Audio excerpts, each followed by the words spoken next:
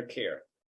Dr. Yee graduated Phi Beta Kappa as an undergraduate and completed medical school from University of California, Davis. During medical school, he obtained a master's degree in public health from University of California, Berkeley, while pursuing his interest in cancer epidemiology and healthcare policy. He then completed his residency in urologic surgery and served on the faculty at the University of California, Irvine, where he also completed his fellowship training in robotic surgery. In addition, Dr. Yee completed his fellowship training in urologic oncology and was a clinical instructor at the Memorial Sloan Kettering Cancer Center, New York, New York. Currently, he is the director of the Urology and Genitourinary Oncology Services at the Sutter Roseville Medical Center and serves as a principal investigator of prostate cancer clinical trials at Sutter Health. He also serves as the California Medical Association delegate and a representative at the Sutter Roseville Medical Center and the secretary on the board of trustees at the Sutter Roseville Medical Center Foundation. Recognized for his leadership and research endeavors in the field of urology and urologic oncology, Dr. Yee has published over 30 peer-reviewed journal articles and serves as a journal reviewer for his field's leading journals. He was also selected as an American Urological Association International Volunteers in Urology Scholar and traveled to Vietnam as a visiting surgeon. Recently, he received the Faculty of Medicine Crystal from Chiang Mai University in Thailand. He also serves on the clinical faculty at the University of California, Davis School of Medicine and at California North State University School of Medicine. Lastly, Dr. Yee is also a physician mentor at the Paul Hom Asian Clinic in Sacramento. Ladies and gentlemen, let's welcome Dr. Yee. Hear me and see me all right? Well, I wanted to thank Professor Chen for that very generous introduction and thank the organizers, including National ACE, for putting on this wonderful roundtable to help educate folks on COVID-19 and an update on the pandemic. I really enjoyed it. My Mandarin is Yi Dian Dian, so I couldn't fully appreciate Dr. Chow's wonderful lecture, but I saw the slides, so that looked very nice. But I speak a little Cantonese. Yeti Guangdong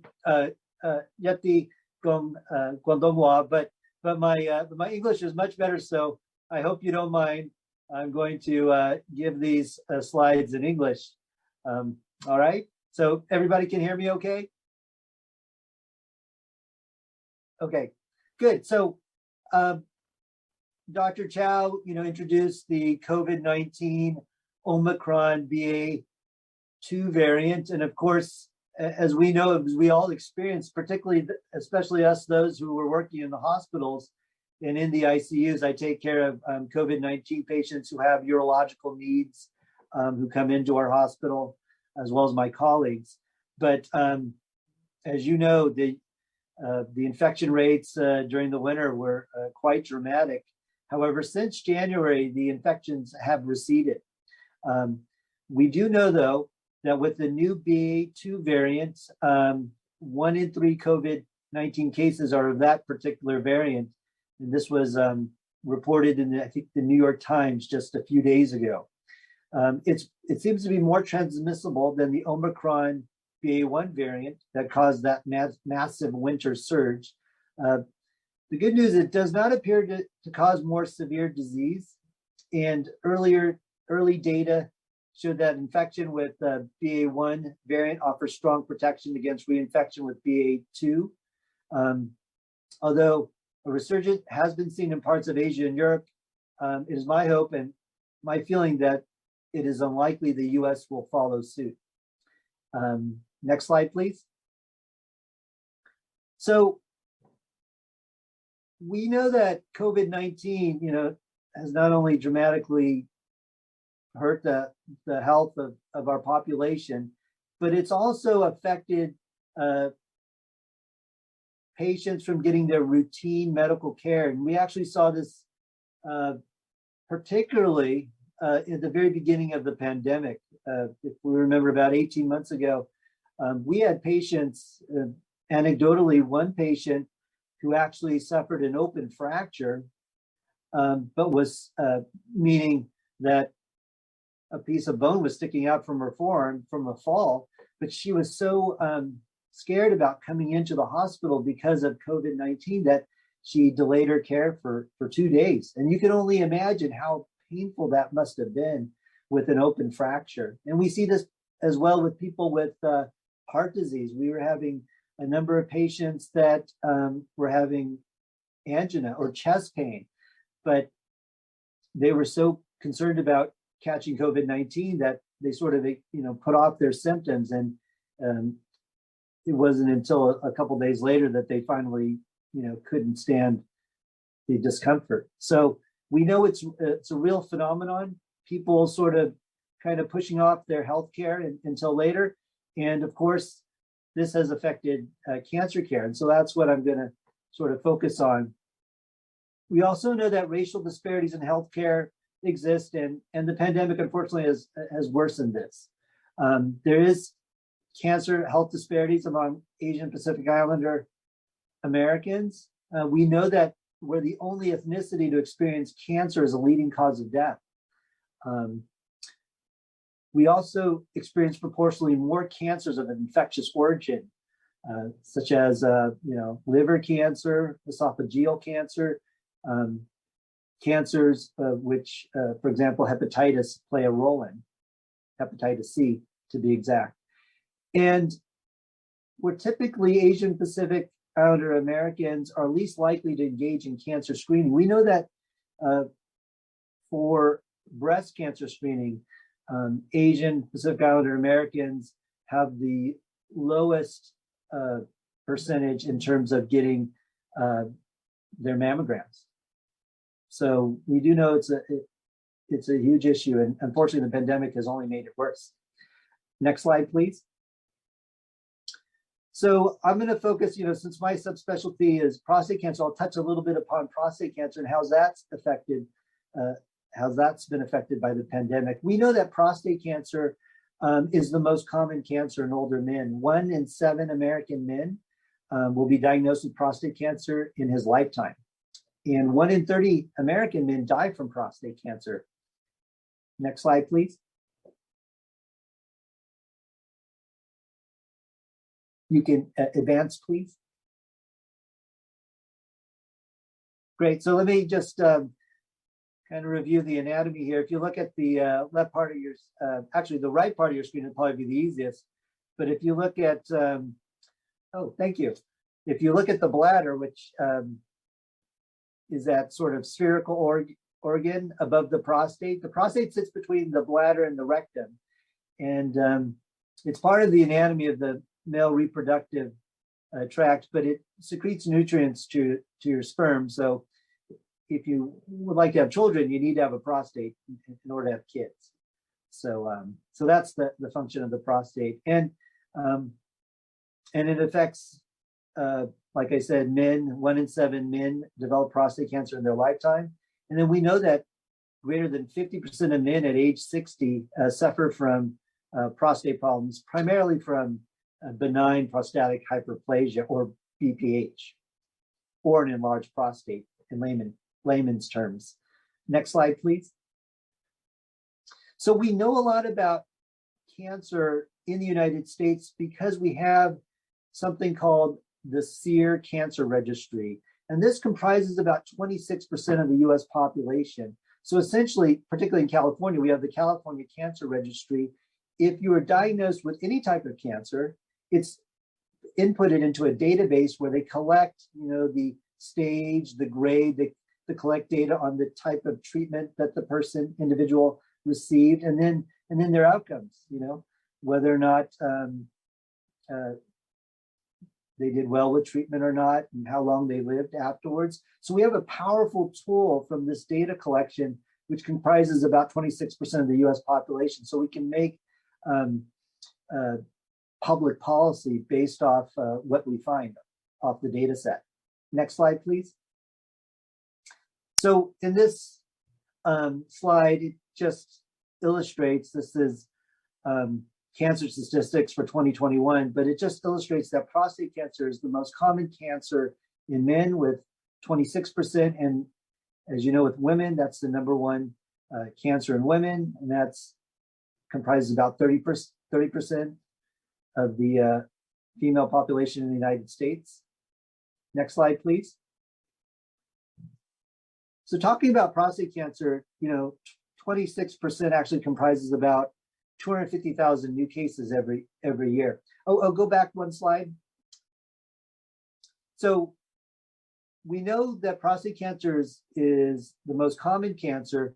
The number one leading cause of cancer death is actually lung cancer. Lung cancer is typically a little bit more virulent, just in general. Prostate cancer, though, is the second leading cause of death. And about 35,000 Americans die every year from prostate cancer in the United States. Next slide, please. So back about 10 years ago, there was a debate, sort of a question whether or not was it good to do prostate cancer screening? Did it make sense? Were we over-treating men who we diagnosed with prostate cancer? And at that time, the thought from the U.S. Preventative Task Force, which goes along and looks at different screening guidelines for the United States, actually thought that maybe it wasn't a good idea to screen for prostate cancer. So back in 2011, it made huge news. The New York Times reported that the U.S. panel said no to prostate cancer screening for healthy men. So we'll see what this did over the past 10 years and how this applies to COVID-19, where people are getting less routine medical care and cancer screening. Their thought that would thank you. So this, of course, was met with an uproar in the oncology community, as you can imagine, because the U.S. Preventative Task Force has unfortunately made definitive conclusions based on incomplete data. And you can see from this Journal of Clinical Oncology journal article that reviewed the decision by the U.S. Preventative Task Force to not recommend prostate cancer screening, some of it led by my professors at Memorial Sloan Kettering Cancer Center. But in this article, when we actually looked at the best clinical trials out there, it showed that screening, which is primarily using a PSA blood test and a digital rectal examination, can reduce prostate cancer death by 20 to 44%. And so it's highly important to look at the appropriate clinical trials to determine if there's a benefit or not. Next slide, please. And so the U.S. Preventative Task Force, when they made their recommendation, they were looking at a trial called the PLCO trial. However, that trial was heavily flawed by the unusually high contamination rate of about 50 to 90% in the control group. So what did that mean?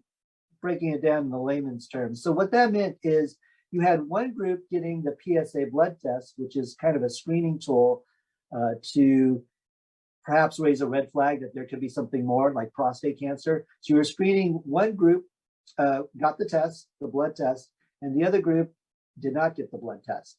However,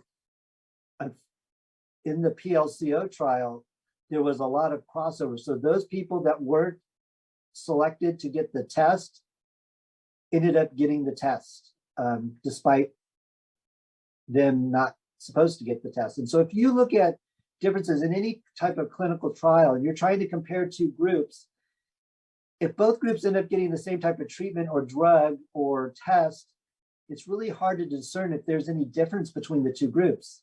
And so that's what happened, unfortunately, in this trial that was used to make that decision to stop prostate cancer screening. Next slide, please. Really, the most powerful evidence to demonstrate that prostate cancer screening works is if you look at the annual cancer death rates from 1930 to 2018. If you look at that line, it's not the red line, but it's below. It's sort of maroon. Yes, right there. You can see in the early 1990s that the death rates initially went up, but then steadily trended down in that maroon line. Yes, right there. And in the early 1990s, that was the advent of PSA screening. That's when the PSA blood test was introduced into the United States. And so you initially would expect an uptick in prostate cancer diagnoses, new diagnoses and subsequent death from prostate cancer. But over time, if you're catching prostate cancer early enough with the appropriate treatment, if it needs to be treated, we saw a 50% reduction in prostate cancer specific mortality in 2018. You see that line continuing to trend down. And that's the strongest evidence that prostate cancer screening and earlier detection saves lives. And so that's, like I said, that is my message is it's so important for us to continue to do our routine medical care, our cancer screenings, whether or not it be prostate cancer screening or breast cancer screening or colon cancer screening. Even now, the new guidelines for colon cancer screening is starting at age 45.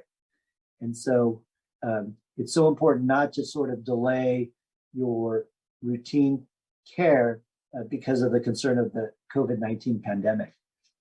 Next slide, please.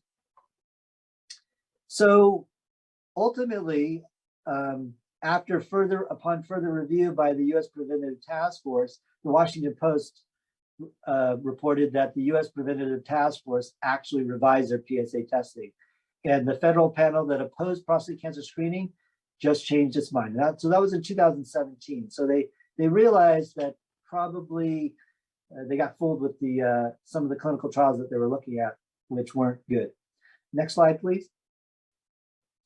So unfortunately, what we recently saw in a recent peer-reviewed journal article that was published in JAMA is that scientists looked at, and they wanted to know whether that decrease in prostate cancer screening, did it translate into finding men with more what we call metastatic prostate cancer or widespread prostate cancer now?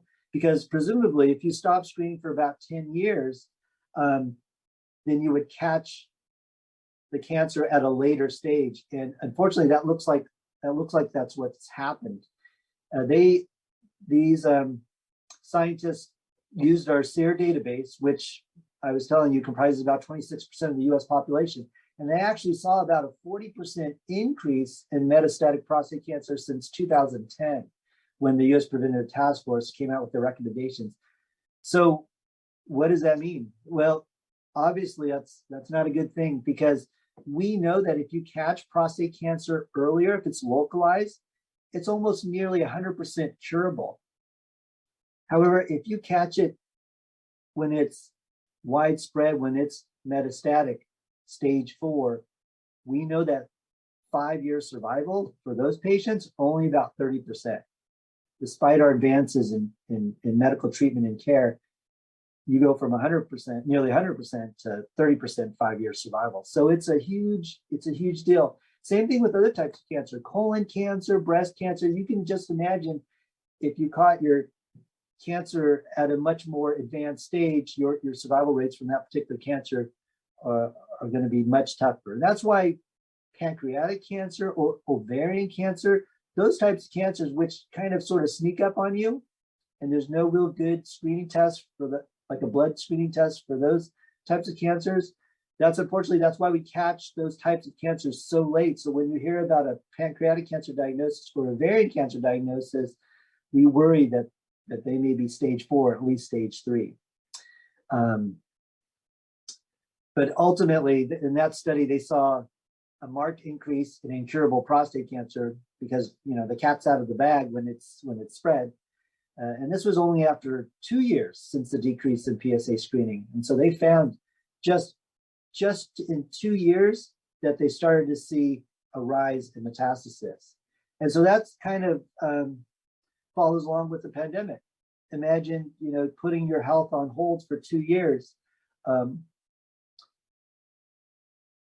not getting the cancer screenings that are meant to protect the entire population. At some point, we're going to see bad things. So that is the concern of COVID-19 pandemic effects on cancer screening. Next slide, please. I just wanted to recognize we kind of talked about my interest in lecturing and going overseas, and so this was in Chiang Mai, Thailand. It's a beautiful northern capital of Thailand. If you ever have an opportunity, they have a beautiful temples there and a nice enjoyable trip for those interested in going to Thailand. Next slide, please.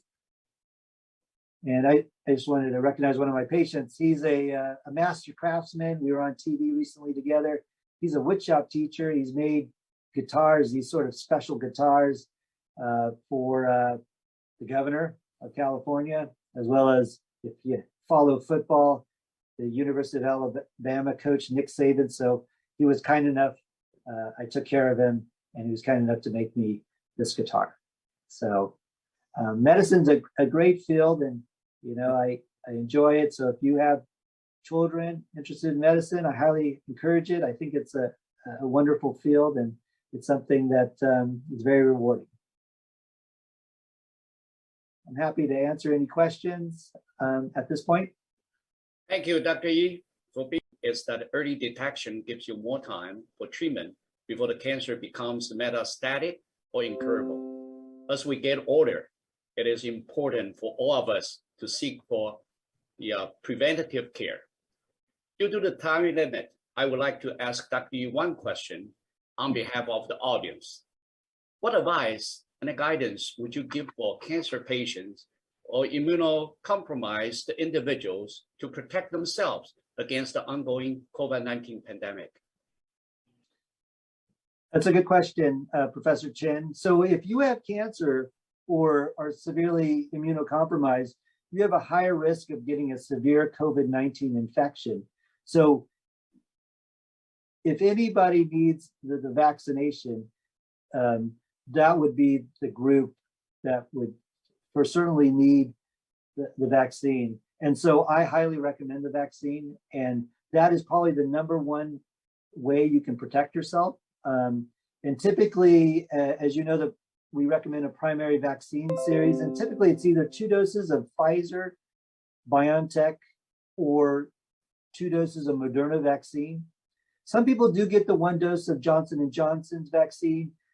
However, I think in most situations, the mRNA vaccines, the Pfizer and the Moderna, are preferred. And then we do recommend, if you're 12 and older and have some sort of moderate or severely immunocompromised, receive a cancer treatment that suppresses the immune system, such as chemotherapy or some sort of stem cell or bone marrow transplant, then your doctor may suggest to you to wait until your immune system has recovered before you get vaccinated. Or your doctor may suggest that you wait a few weeks after your vaccination to get your immunosuppressive treatment. I have patients that we do sort of immunosuppressive treatment for bladder cancer. We call it BCG intravesical therapy for bladder cancer. And so I'll tell my patients if they're going to get that treatment to make sure that we give them at least a 3-week window before they get the BCG treatment. And then, of course, if you have protected yourself, aside from the vaccinations, which is, like I said, the most effective way to prevent COVID-19 infection, you can protect yourself in other ways. You can wear a well-fitting mask that covers your nose and mouth. If you're going to be indoors, you might stay 6 feet away from people who don't always live with you. Kind of avoid large crowds and poorly ventilated indoor spaces. It's important, of course, always to wash your hands with soap and water. And of course, if you don't have soap and water, to use some hand sanitizer. And then some doctors recommend that those that you have close contact with, particularly if you have a caregiver or something, to ensure and ask them if, have you had your vaccine?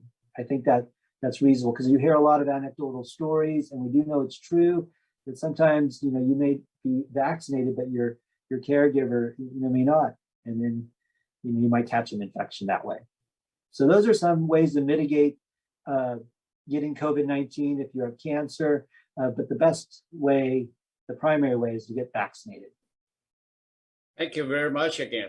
This now concludes today's session. I would like to thank both speakers again, and for all of you on this meeting for your time today.